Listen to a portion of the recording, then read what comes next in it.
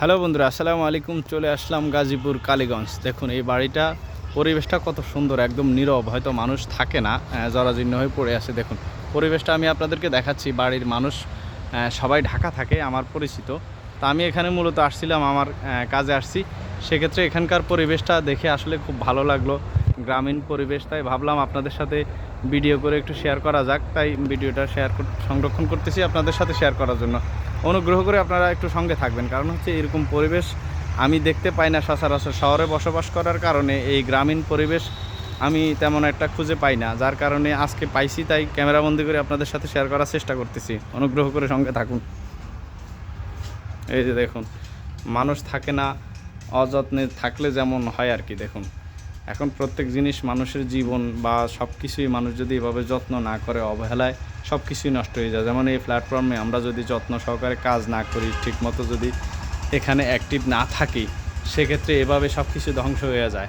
তা আপনারা সবাই নিজ নিজ জায়গা থেকে যতটুকু পারেন পরিশ্রম করে যান। কঠোর পরিশ্রমের মাধ্যমে এখান থেকেই কিছু করা সম্ভব, যেটা আমি চেষ্টা করতেছি, আপনারাও চেষ্টা করুন।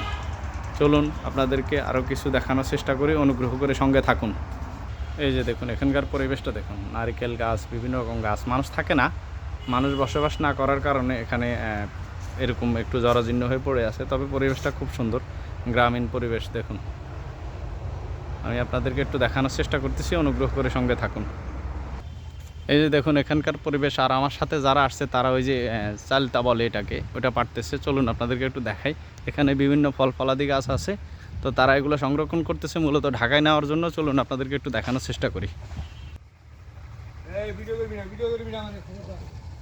ভিডিও লাগবে না, ওটা সিঙ্গেল মারতে কমে আসে তো।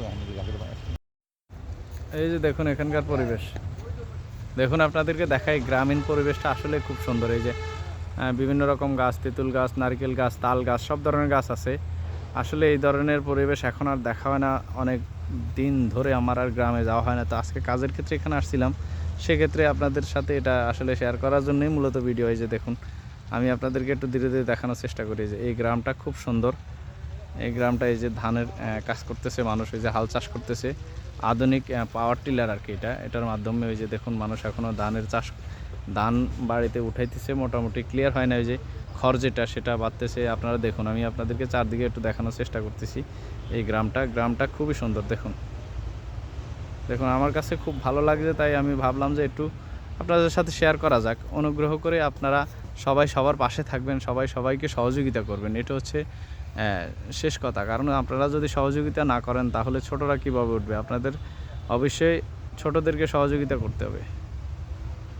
আপনারা সবাই সবার পাশে থাকার চেষ্টা করতে হবে। কারণ হচ্ছে কি, আপনি যদি সফলতা চান, তাহলে আপনার নিজেরও অন্যকে সহযোগিতা করতে হবে। আপনি যদি অন্যকে সহযোগিতা না করেন, তাহলে আপনি কিভাবে সফলতা অর্জন করবেন? তাই আপনার অবশ্যই নিজের স্বার্থের জন্য হলেও আপনি অন্যকে সহযোগিতা করবেন। এটা হচ্ছে আমার আপনাদের কাছে বিশেষ অনুরোধ। ধন্যবাদ সবাইকে এতক্ষণ সাথে থাকার জন্য। আসসালামু আলাইকুম।